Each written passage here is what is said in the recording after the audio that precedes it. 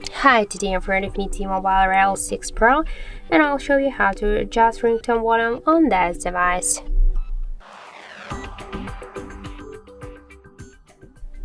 So first, let's open the settings application and then tap here to the sound section.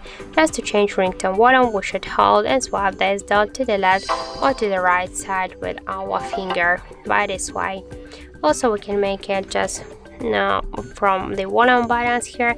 Just press up or down volume button, then click here to these three dots, and just to change the ringtone volume we should also hold and swipe to the left or to the right side these dots, and then just tap here to done. And that's it. So thank you for watching, and if you find this video helpful, don't forget to leave a like, comment and to subscribe our channel.